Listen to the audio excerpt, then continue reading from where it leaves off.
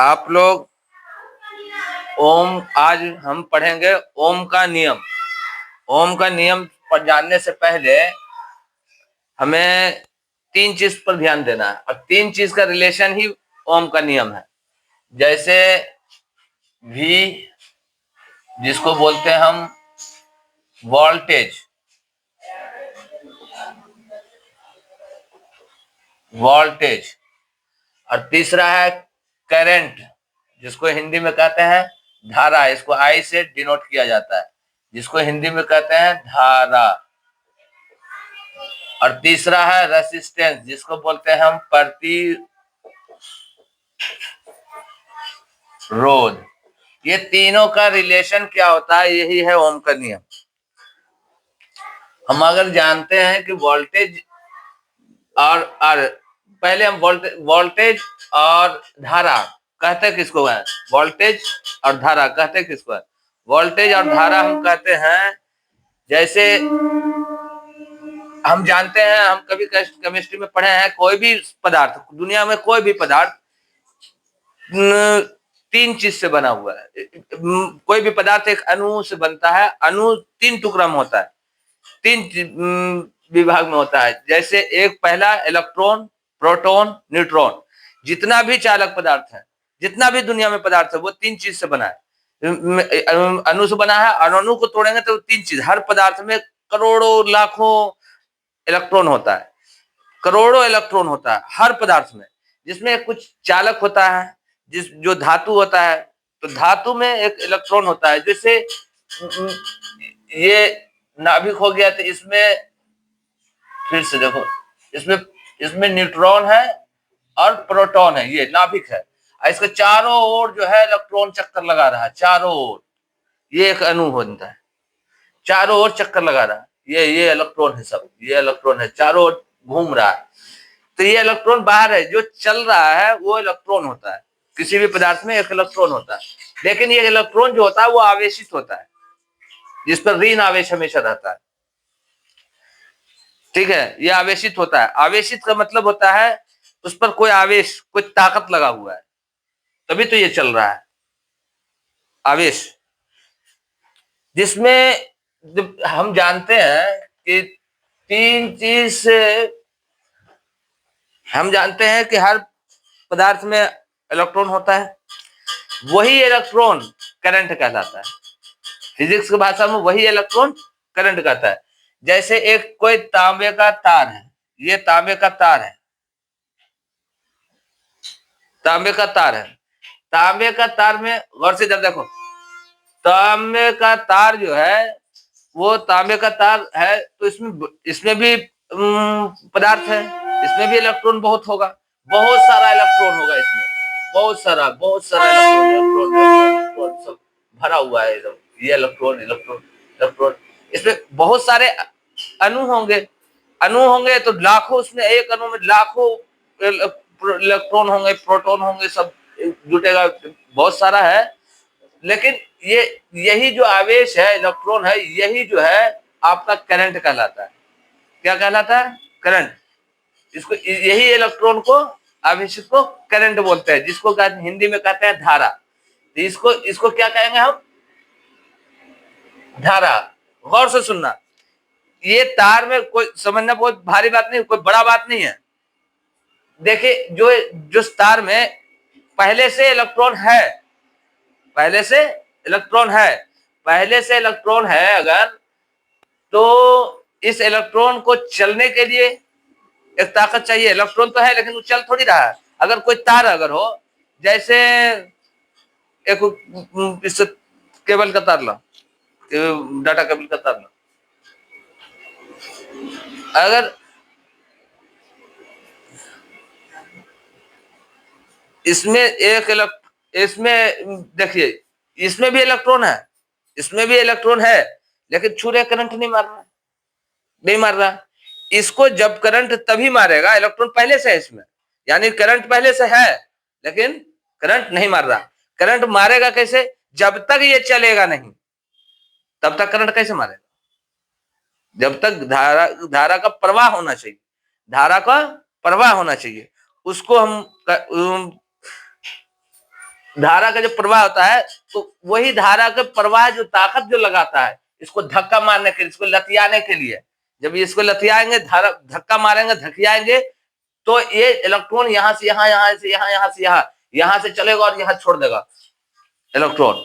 जब इलेक्ट्रॉन ये धकियाएंगे, इसको धक्का मारेंगे इलेक्ट्रॉन में, तो ये चलेगा। वो जो धक्का मारने की जो ताकत है उसको कहते हैं वोल्टेज। उसको क्या कहेंगे? वोल्टेज। अब ये वोल्टेज जो है, इसको, इस धारा को I से डिनोट करेंगे, वोल्टेज को V से। ठीक है, जिसका वोल्टेज का मात्रक याद रखना। वोल्टेज का मात्रक क्या होता है? वोल्टेज का मात्रक होता है वोल्ट, जिसको V से डिनोट किया जाता है। धारा का जो मात्रक है, वो धारा का मात्रक होता है एम्पियर। अब प्रतिरोध का मात्रक होता है ओम। ये ध्यान रखना। किसी भी चीज को मापने के लिए कोई यूनिट रखा जाता है, तो वोल्टेज का यूनिट क्या है? वोल्ट। धारा का यूनिट क्या है? जो धारा इंग्लिश में करंट कहते हैं, वही धारा है। धारा को क्या इंग्लिश में कहते हैं? धारा का SI मात्रक क्या है?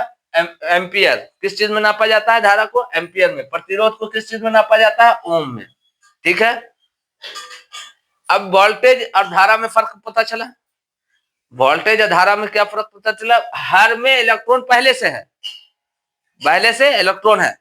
अब इलेक्ट्रॉन पहले से है और उसको धकियाने के लिए, थोड़ा सा उसको धक्का मारने के लिए, लतियाने के लिए कि चल जबरदस्ती, वो चलेगा कैसे? जब वो चलेगा तो उसको एक ताकत, एक फोर्स का जरूरत पड़ता है। एक फोर्स का, एक ताकत का जरूरत पड़ता है, जो इस इलेक्ट्रॉन को यहां से यहां भेज दे, यहां से यहां भेजा जाए। तो वो जो ताकत जो लगाया जाता है उसको वोल्टेज है। बहुत सारे आदमी को ये समझ ही में नहीं आता, क्योंकि वो दिखता नहीं है। करंट कभी दिखता है? नहीं दिखता। कब दिखता ही नहीं है तो फिर समझ में आता ही नहीं है। लेकिन हकीकत में इसमें इलेक्ट्रॉन, किसी भी चालक तार में, किसी भी धातु में इलेक्ट्रॉन पहले से है। इलेक्ट्रॉन को धक्का देने के लिए एक ताकत, फोर्स की जरूरत चाहिए। तो वो जो फोर्स होता है वही वोल्टेज होता है। फिर से समझो, फिर से एक बार गौर करो। करंट किसको कहते हैं? करंट किसी चालक तार में इलेक्ट्रॉन की प्रवाह को हम करंट कहते हैं। अगर पूछेगा करंट, धारा किसको कहते हैं, तो किसी भी चालक में इलेक्ट्रॉन के प्रवाह को हम करंट कहते हैं, धारा कहते हैं। जब तक प्रवाह नहीं होगा वो इलेक्ट्रॉन रहेगा, प्रवाह होना शुरू हो गया करंट हो जाएगा। क्या है? ठीक है। और इसको ताकत देने के लिए, इसको धकियाने के लिए जो लगता है ताकत, उसको हम वोल्टेज कहते हैं। ठीक है, जब तक वोल्टेज नहीं रहेगा, करंट, एक इलेक्ट्रॉन एक जगह से दूसरा जगह जाएगा नहीं। जब जाएगा ही नहीं तो करंट है ही नहीं, करंट नहीं है। जब उसको धकियाएगा, एक जगह से करंट अगर जाएगा, कभी कभी आदमी झटका लेता है तो करंट, करोड़ों का करोड़ों इलेक्ट्रॉन एक बार, अगर एक सेकंड में, 2 सेकंड में करोड़ों इलेक्ट्रॉन अगर घुस गया बदन में, तो बताओ बदन क्या होगा? बॉडी मरेगा ही।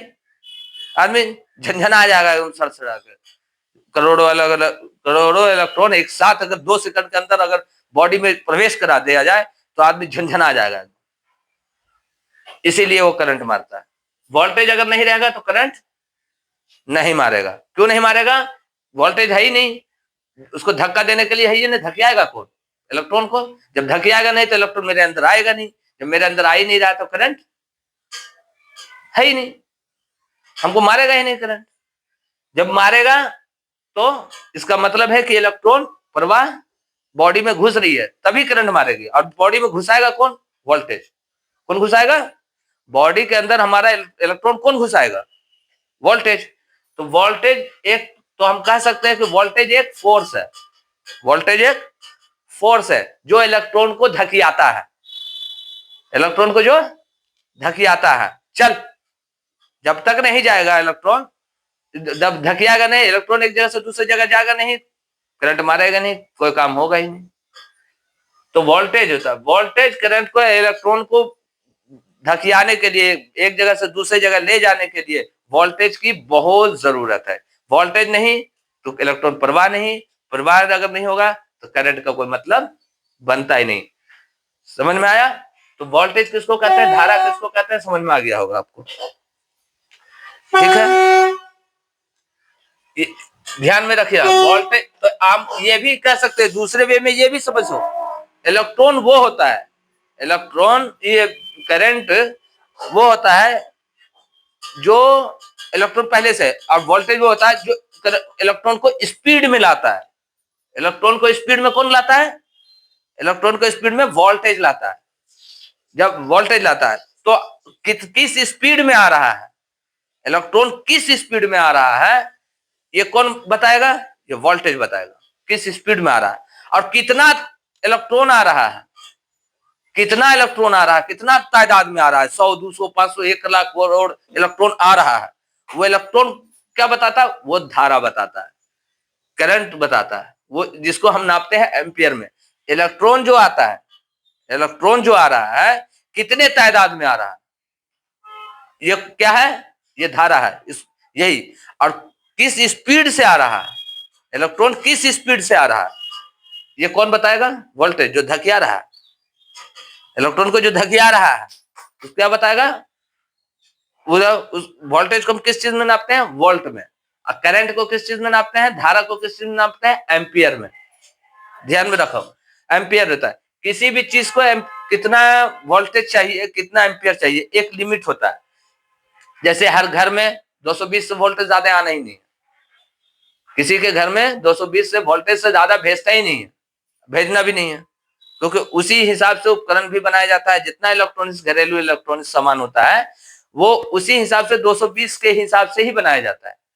220 है, ट्रेन में जाओ 110 के वोल्ट से बनता है, लेकिन ट्रेन का सामान यहाँ ला के लाओ, चलेगा ही नहीं, क्योंकि वो 110 के सामान से बनता है। ट्रेन का इसीलिए तो चोरी नहीं होता है। अगर चोरी करके भी लाएगा ट्रेन का तो वो घर में चलेगा नहीं, क्योंकि हमारे घर में जो वोल्टेज आता है वो कितना आता है? 220। अब वो हिसाब से क्या बना हुआ है? 110 के हिसाब से बना हुआ है। ठीक है, उसकी वोल्टेज की मात्रा अलग है, हमारे यहाँ जो घर में आता है उसका वोल्टेज अलग होता है। ठीक है, तो वोल्टेज होता है। तो हम आप बता सकते हैं कि इलेक्ट्रॉन को कौन धकियाता है, इलेक्ट्रॉन को कौन धकियाता है? वोल्टेज धकियाता है। धकियाएगा, उसको धक्का देगा, चलेगा इलेक्ट्रॉन, धारा प्रवाहित होगा, करंट तैयार हो जाएगा। ठीक है, तो अब ये गौर से सुनिए, इसी में एक ओम बताया, धकिया आदमी तो चल रहा है, गौर से देखो कितना प्रेशर कि गौर से ये देखने वाली बात है। जब आदमी चल रहा है या साइकिल के चक्का चल रहा है तो कुछ तो ताकत लगा के चलता है, लेकिन कुछ प्रतिरोध भी होता है, उसको रोकता भी है। हवा अगर चल रहे साइकिल से तो हमें साइकिल से चला रहे तो एक तो घर्षण रोकता है हमको, तो हमें फिर हवा का प्रेशर रोकता है, फिर भी हम साइकिल को पेडल कस के मारते हैं, खूब फोर्स लगा दिया, ताकत लगा दिया, फिर भी उस हवा का प्रेशर है, हमारा प्रेशर, हमारा एनर्जी हवा के एनर्जी से ज्यादा हो जाता है, इसलिए हम आगे बढ़ जाते हैं। हमारा एनर्जी कम हो जाएगा, हवा का प्रेशर ज्यादा होगा, रोक देगा, मेरा साइकिल आगे बढ़ने नहीं देगा। तो हर जगह प्रतिरोध भी होता है, जहां लड़ाई वही झगड़ा, जहां प्यार वही झगड़ा, प्यार नहीं तो झगड़ा नहीं। तो जहां चल रहा है उसका प्रतिरोध भी होना है, हर हाल में होना है प्रतिरोध। तो वोल्टेज तो धकिया रहा है, इलेक्ट्रॉन को कह रहा है चलने के लिए, लेकिन इलेक्ट्रॉन कह रहा है, इलेक्ट्रॉन को कोई रोकने के लिए भी तैयार है, जो रोकने के लिए तैयार है उसको हम प्रतिरोध कहते हैं। वोल्टेज क्या करता है? इलेक्ट्रॉन को धकियाता है, चल स्पीड में एकदम, ठीक है, लेकिन उसको रोकने कोई रोकता भी है, जो रोकता है उसको क्या कहते हैं? प्रतिरोध। वो कहता नहीं, इतना तेजी से नहीं जमी जाए, तो वो इतना तेज से कैसे चल जमी, अभी हम थोड़ा रोकबो। तो वोल्टेज को प्रतिरोध ज्यादा अगर होगा, वोल्टेज कम होगा, बिल्कुल करंट पास नहीं करेगा, प्रतिरोध रोक देगा वो। लेकिन वोल्टेज ज्यादा होनी चाहिए, प्रतिरोध कम होगा, वोल्टेज चली करंट पास हो जाएगी, इलेक्ट्रॉन पास हो जाएगी। लेकिन रोकता कैसे है, किस तरह रोकता है, वही आज हम पढ़ेंगे कि रोकता कैसे है। वोल्टेज किसको कहते हैं, याद रखना। करंट किसको कहते हैं? करंट अगर परिभाषा लिखित में अगर पूछा जाए तो करंट किसी चालक में इलेक्ट्रॉन के प्रवाह को हम धारा कहते हैं, करंट कहते हैं। लेकिन उसी इलेक्ट्रॉन को, इस करंट को ताकत लगाने वाला, धक्का देने वाला, चलाने वाला, स्पीड में लाने वाला को हम वोल्टेज बोलते हैं, जो वोल्टेज कहते हैं। ध्यान रखना। अब ये इसी और जो उसको इलेक्ट्रॉन को जो रोकता है, करंट को जो रोकता है, उसको क्या कहते हैं? करंट को जो रोकेगा उसको क्या कहेंगे? प्रतिरोध। प्रतिरोध क्या होता है? प्रतिरोध क्या होता है? देखो गौर से। किसी चालक में ये मान लो एक तार है, ये एक तार है जिसमें ये तांबे का कॉइल है बीच में, समझ लो तांबे का कॉइल है बीच में, इसमें बहुत सारा इलेक्ट्रॉन है।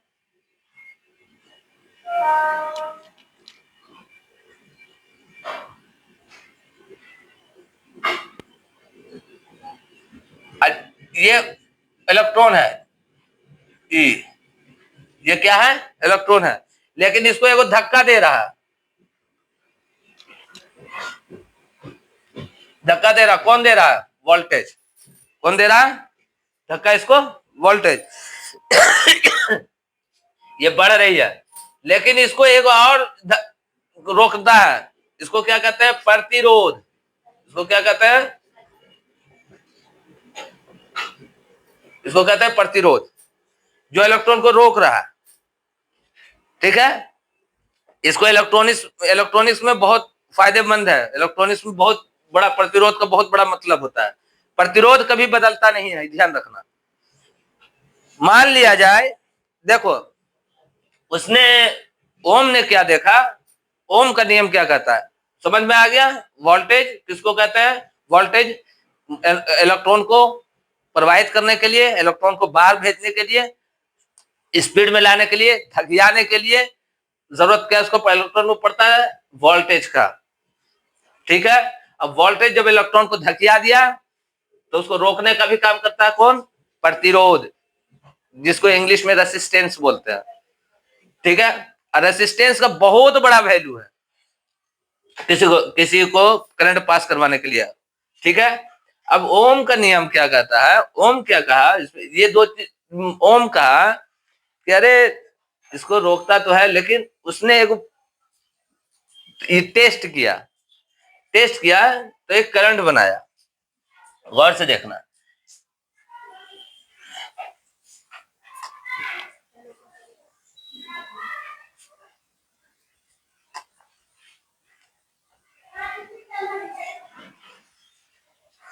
इसमें इधर से एक फेज दिया गया, करंट दिया गया, इससे एक फेज दिया गया।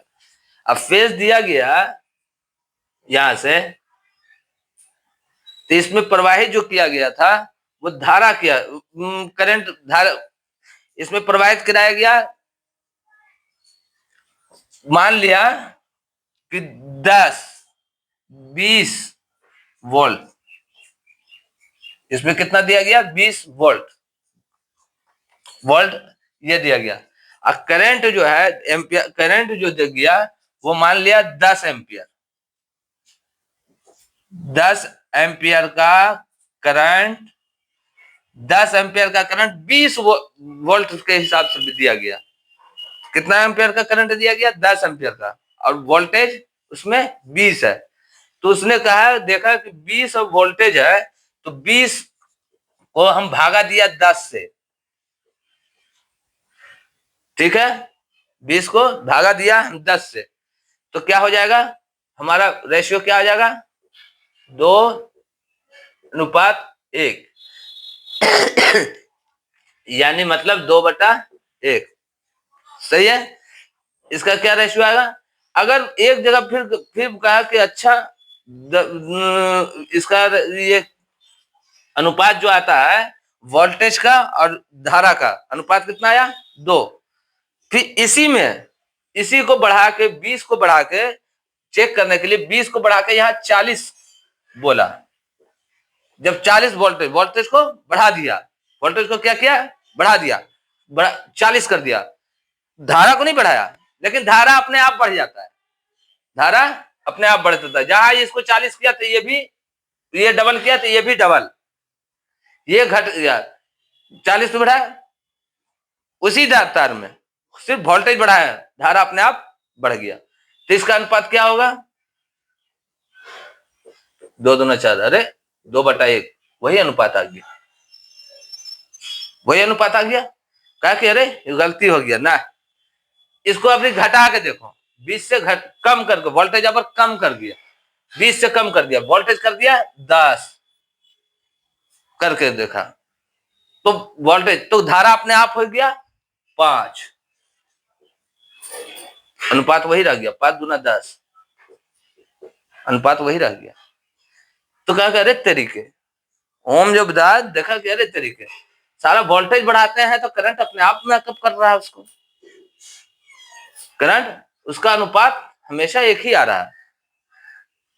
हम वोल्टेज बढ़ा रहे हैं, करंट अपने आप मेकअप कर जा रहा है, हम करंट बढ़ा रहे हैं, वोल्टेज अपने आप मेकअप कर जाता है, लेकिन हमेशा उसका अनुपात एक ही रहता है, उसका हमेशा अनुपात एक ही रहता है। अब गौर से देखो, तो यही नियम बताया, किसी भी चालक में वोल्ट को हिंदी में क्या कहते हैं, वोल्टेज को हिंदी में क्या कहते हैं, विभवांतर, वोल्टेज को हिंदी में क्या कहते हैं, विभवांतर, ध्यान रखना, ठीक है। तो ये अनुमान जो लगाया, ये बताया आदमी, ओम जो लॉ बताता है, वो बताता है किसी भी अगर करंट कहां चलेगा, करंट कहां चलता है, एक सुचालक में, करंट कहां चलेगा, किसी सुचालक तार में, तो ये तार है, कोई तार है, तो ये सिरा एक ए सिरा है, वो बी सिरा है, सिरा 2 है, ए सिरा है और बी सिरा है। अब बी सिरा है तो यहां से कुछ इलेक्ट्रॉन चल रहा है यहां से, और वोल्टेज भी यहीं से आएगा,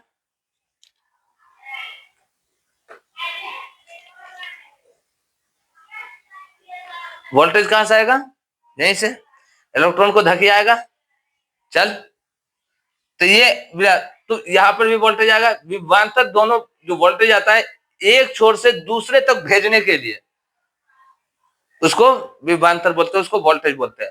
अब गौर से ये देखो कि यहां से अगर हम करंट इलेक्ट्रॉन को भेज रहे हैं, आवेशित इलेक्ट्रॉन यानी करंट को वोल्टेज लगा के, तो हमारा परिभाषा क्या दिए थे ओम्स लॉ के अनुसार, किसी चालक का दोनों सिरा ए सिरा बी, दोनों सिरा के बीच की विभवांतर, दोनों सिरा का विभवांतर, दोनों सिरा की वोल्टेज और इसमें प्रवाहित होने वाली धारा का अनुपात हमेशा नियत होता है, मतलब समानुपाती होता है, समानुपाती होता है। अगर वोल्टेज बढ़ा समानुपाती होता है। समानुपाती का मतलब होता है जैसे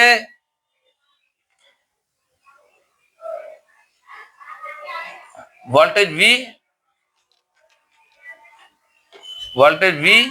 धारा I, वोल्टेज अगर बढ़ाएंगे तो धारा अपने आप बढ़ जाएगा, अगर धारा घटाएंगे तो वोल्टेज भी अपने आप घट जाएगा, ये ध्यान रखना, वोल्टेज भी अपने आप घट जाएगा। ये दोनों का जो रेशियो जो आता है, एक अनुपात जो आता है, ये दोनों का अनुपात को ही हम क्या कहते हैं, रेसिस्टेंस, धारा। अब कोई बता रहा है, ये सब बेवकूफ बनाने वाला बात है, बच्चा लोग को पढ़ाते रहता है V/I, इसका समानुपाती होता है, और उसके बाद इसको हटाएंगे तो V बराबर हो जाएगा, V/I बराबर हो जाएगा R। ये R कहां से आया, किसी को पता नहीं। अरे IR कुछ नहीं है, रेसिस्टेंस कुछ नहीं, इसी का अनुपात जो आता है उसी को रेसिस्टेंस बोला जाता है, जो इसका दोनों का अनुपात जो आता है उसी को रेसिस्टेंस बोला जाता है, जो भाग देके आता है उसी को हमेशा बोला। किसी विद्युत चालक तार है, कोई विद्युत चालक तार है, अब विद्युत चालक तार है जिससे दोनों सिरा को वोल्टेज हो, विभवांतर हो, और धारा को भाग दोगे तो हमेशा बराबर होगा, चाहे वो वोल्टेज बढ़ाओ और चाहे वो घटाओ। अगर इसका एम्पियर मान लो किसी का, इस तार का अगर तार का 2 एम्पियर है, ये ओम है, तार का प्रतिरोध कितना है, 2 ओम है, तो 2 ही ओम रहेगा हमेशा, चाहे वोल्टेज कितना भी बढ़ा दो और चाहे कितना भी घटा दो, चाहे एम्पियर कितना बढ़ा दो। अगर एम्पियर बढ़ा दोगे तो वोल्टेज भी अपने आप बढ़ जाएगा, वोल्टेज घटाओगे तो एम्पियर भी अपने आप बढ़ जाएगा, लेकिन हमेशा 2 ही रहेगा इसका वो रेसिस्टेंस। कभी 4 रेसिस्टेंस नहीं हो सकता। क्यों नहीं हो सकता? क्योंकि वोल्टेज अगर बढ़ाएंगे तो धारा अपने आप मेकअप कर देता है, धारा भी बढ़ जाता है, समानुपाती होता है। वोल्टेज घटाएंगे धारा अपने आप बढ़ जाएगा, दोनों का अनुपात सेम ही आएगा। अगर मान लीजिए एक बार में मान लो कि यहां पर हम वोल्टेज जो दे रहे हैं, वो 220 का वोल्टेज दे रहे हैं, और एम्पियर कितना दे रहे हैं, इसमें धारा जो प्रवाहित होता है वो धारा क्या दे रहे हैं, धारा क्या दे रहे हैं, मान लो 10 एम्पियर का धारा दे रहा है, और रेसिस्टेंस इसका कितना आएगा, तार का कितना रेसिस्टेंस आएगा, तो 220 अब बटा 10, ये कट गया, ये गया, यानी 22 ओम, 22 ओम का आपका ये आएगा। तो 220 को 120 घटा दो, यहां कर दो, इसको कर दो 110, 110, तो धारा अपने आप 110 कितना किया है, आधा किया है, तो धारा भी क्या हो जाएगा 5, क्या हो जाएगा, धारा भी 5, क्योंकि ओम बताता है कि अगर वोल्टेज बढ़ाते हैं तो धारा भी बढ़ता है वोल्टेज के अनुसार। वोल्टेज और धारा का अनुपात जो आती है वो हमेशा बराबर रहती है, वह घटती बढ़ती नहीं है, एक नियत होती है, ठीक है। उसी नियत को, उसी डिवाइडेशन को, उसी भाग को, जो जो भाग आता है उसको हम क्या कहते हैं, ओम। समझ गया में आया? तो हम ओम, तो फिर क्या कह सकते हैं, इसका मतलब है कि हम इसको ऐसे भी लिख सकते हैं, आर बराबर वी बटे आई लिख सकते हैं, क्योंकि अगर दोनों का अगर भाग देते हैं तो उसी को उसी को हम क्या कहेंगे, रेसिस्टेंस। जो भाग देते, वोल्टेज को मोटा मोटी याद रखो, उतना याद नहीं रखना है, वोल्टेज और धारा, वोल्टेज और धारा का अनुपात जो होता है हमेशा नियत होता है। वोल्टेज या धारा का अनुपात को ही हम रेसिस्टेंस बोलते हैं, ऐसे भी बोल सकता है, याद रखो। रेसिस्टेंस किसको कहते हैं, रेसिस्टेंस इलेक्ट्रॉन को रोकता है, उसको रेसिस्टेंस कहते हैं। लेकिन यह भी कहा जा सकता है कि वोल्टेज और धारा का अनुपात को हम एम्पियर बोलते, ओम रेसिस्टेंस बोलते हैं, ऐसे भी हो सकता है। आपको समझना, आपको जवाब कैसे देना वो आप समझिए, ठीक है।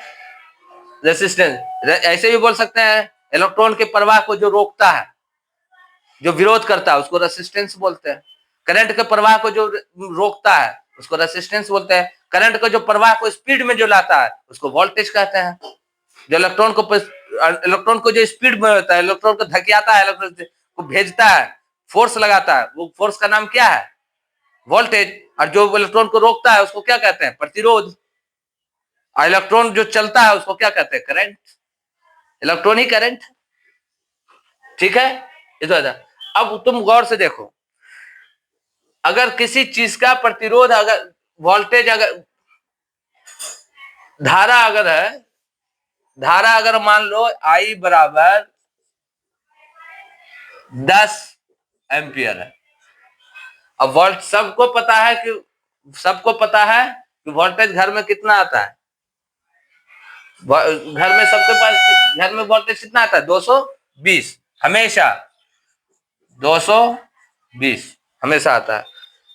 तो हम रेसिस्टेंस निकालेंगे तो कितना आएगा, रेसिस्टेंस अगर निकालेंगे तो V बटे आई बराबर R इक्वल टू 220 बटे 10 बराबर R, ये कट गया, बराबर 22 ओम।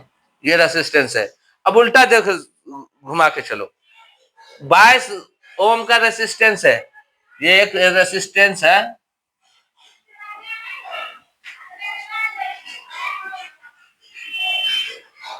ये एगो रेसिस्टेंस है, ये एक रेसिस्टेंस है। अब इसमें हम ये कितने ओम का है, ये 22 ओम का है रेसिस्टेंस। कितने ओम का है, 22 ओम का। अब 22 ओम का रेसिस्टेंस है तो हम इसमें 220 वोल्टेज प्रवाहित कर रहे हैं, 220। गौर से देखो,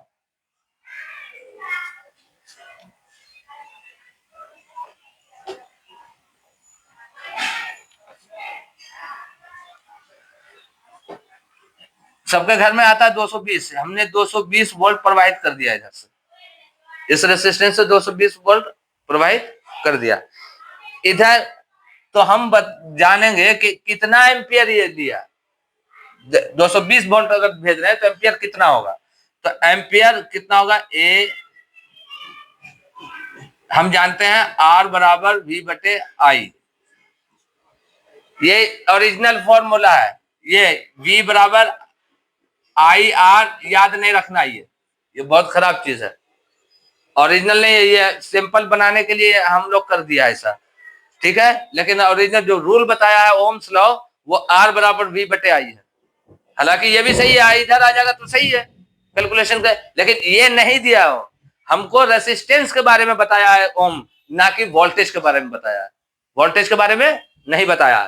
तो हमको ओम्स लॉ रेसिस्टेंस के बारे में बताया, तो रेसिस्टेंस के बारे में जानेंगे ना हम, रेसिस्टेंस के बराबर में हम रखेंगे। लेकिन लोग याद करने के लिए वोल्टेज निकाल दिया, लेकिन हमको ध्यान रखना है कि ओम्स लॉ रेसिस्टेंस के बारे में बताया है, तो हम आर बराबर वी बाई ये याद करेंगे, और ये आसान भी रहेगा क्योंकि ओम्स लॉ जो बोले हैं उसको याद रखो,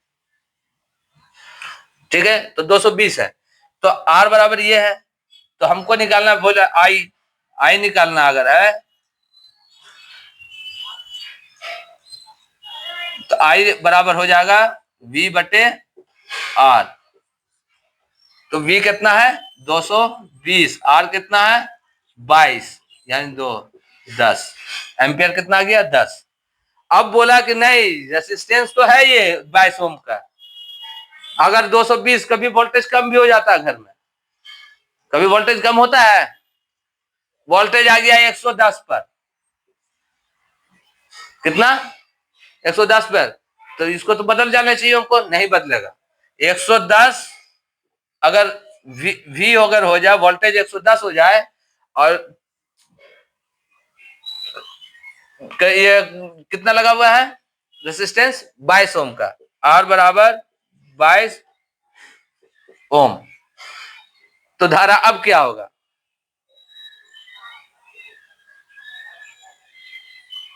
धारा अब क्या होगा, देखो धारा कितना था उस वक्त, धारा कितना था,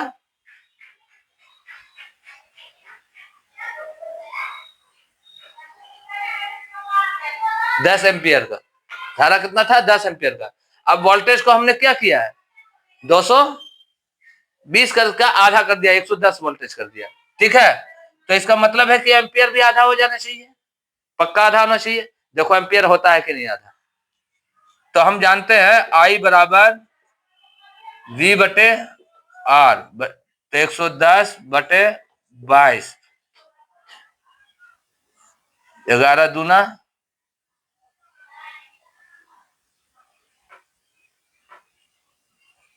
22,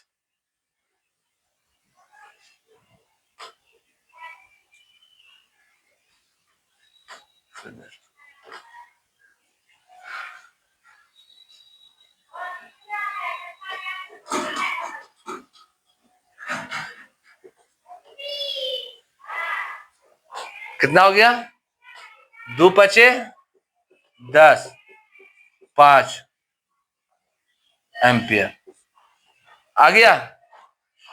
दोनों का अनुपात अनुपात रख के देख लो, जब वोल्टेज 110 था तो एम्पियर कितना 5 है, ठीक है।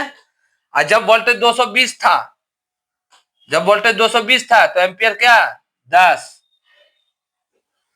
वोल्टेज आधा हुआ तो एम्पियर भी आधा हो गया, एम्पियर भी आधा हो गया। इसी को बताया ओम्स लॉ, ओम्स लॉ कि अगर हम वोल्टेज को बढ़ाते हैं तो एम्पियर अपने आप कंट्रोल कर लेता है, अपने आप मेकअप कर लेता है। अगर वोल्टेज आधा करेंगे तो एम्पियर भी आधा आधा हो जाएगा, धारा भी आधा हो जाएगा। वोल्टेज को अगर हम डबल करेंगे तो एम्पियर भी धारा भी डबल हो जाएगा। करंट को किस चीज में नापते हैं? एम्पियर में नापते हैं, ध्यान रखना। अब विभवांतर को किस चीज में नापते हैं? वोल्टेज में। ठीक है, आप गौर से देख लिए होंगे कि 110 में से भी अगर 5 आ गया, 100 वोल्टेज अगर घटा दिया तो एम्पियर भी घट गया। वोल्टेज बढ़ा हुआ 220 था तो एम्पियर भी बढ़ा हुआ था। दोनों का अनुपात एक ही होता है। रेसिस्टेंस आर बराबर 110 था और इसको तो एम्पियर 5 था।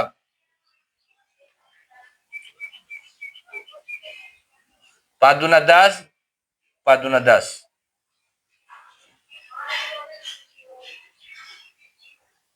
रेसिस्टेंस कितना है?